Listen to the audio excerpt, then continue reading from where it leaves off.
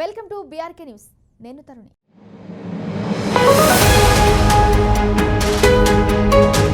పదో తరగతి పరీక్షలు ప్రారంభమైన తొలి రోజు 10 నిమిషాలకే తెలుగు ప్రశ్నపత్రం సోషల్ మీడియాలో ప్రత్యక్షమైన సంగతి తెలిసిందే. ఈ 10th పేపర్ లీక్ రోజు రోజుకు కొత్త మలుపు తిప్పుతుంది. తెలంగాణ రాష్ట్ర వ్యాప్తంగా 10వ తరగతి పబ్లిక్ పరీక్షలు మార్చి 21 నుంచి ప్రారంభమైన సంగతి తెలిసిందే. అయితే తొలి పరీక్ష రోజే పరీక్ష ప్రారంభమైన 10 నిమిషాలకే తెలుగు ప్రశ్నపత్రం సోషల్ మీడియాలో చక్కర్లు కొట్టడం రాష్ట్రంలో హాట్ టాపిక్ గా మారింది. Telugu paper WhatsApp, Insta, Twitter వంటి సోషల్ మీడియా వేదికల్లో చక్కర్లు కొడుతుంది. ఈ లీకేజ్ వ్యవహారంపై పోలీసులు ముమ్మర దర్యాప్తు చేపట్టారు. ఈ కేసులో నల్లగొండ జిల్లా పోలీసులు, విద్యాశాఖ అధికారులు విచారణ చేపట్టగా షాకింగ్ విషయాలు వెల్లడైనాయి. నకరేకల్ గురుకుల పాఠశాలలో తెలుగు ప్రశ్నపత్రం లీక్ అయినట్లు అధికారులు ఇప్పటికే గుర్తించారు.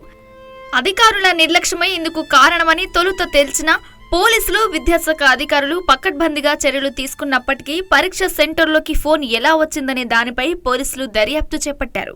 గత కొన్ని ఏళ్లుగా పరీక్ష సమయంలో లేదంటే పరీక్ష ముందు రోజు కానీ క్వశ్చన్ పేపర్ లీక్ అవ్వడం సర్వసాధారణంగా మారింది. ఈ పేపర్ లీక్ ని ఎంతలా అరికట్టాలని అనుకున్నా అది మాత్రం సాధ్యం అవ్వడం లేదు. ఇక ఈ తెలుగు ప్రశ్నపత్రం ఎలా లీక్ అయింది, ఎప్పుడు లీక్ అయింది, ఎక్కడ లీక్ అయింది అనేది తెలుసుకుందాం పదండి.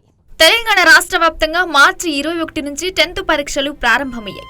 ఈ పేపర్ లీక్ ఘటనలో పోలీసులకు బాధితురాలు ఇచ్చిన సమాచారం మేరకు పరీక్ష జరుగుతున్న గది వద్దకు ఓ బాలుడు గోడ దూకి వచ్చినట్లు తెలుస్తుంది.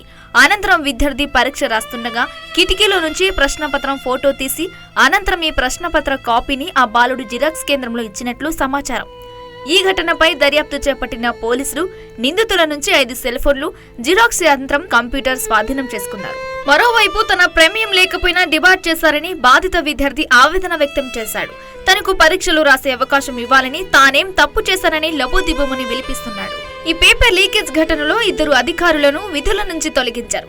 నల్లగొండ జిల్లా నకరేకల్లో 10వ తరగతి క్వశ్చన్ పేపర్ లీక్ కేసులో పోలీసులు 11 మందిని అరెస్ట్ చేశారు. పరీక్ష కేంద్రం చీఫ్ సూపరింటెండెంట్ గోపాల్ ను, డిపార్ట్మెంట్ అధికారి రామ్మోహన్ రెడ్డిని సస్పెండ్ చేశారు. పరీక్ష కేంద్రం ఇన్వెస్టిగేటర్ గా ఉన్న టీజీటీ సుధారాణిని కూడా సస్పెండ్ చేశారు. అంతేకాకుండా ప్రశ్నపత్రం ఇచ్చిన విద్యార్థిని కూడా డిబార్ చేశారు. ఇప్పటికే A1 చిట్ల Akash, A2 Bandi Srinivas, A3 Chitla Shiva, A4 Gudugundla Shankar, A5 Brahmadevara Ravishankar, A6 minor బాలుడిని నకరేకల్ పట్టణంలోని జూనియర్ సివిల్ కోర్టులో జడ్జి ముందు హాజరుపరిచారు పోలీసులు.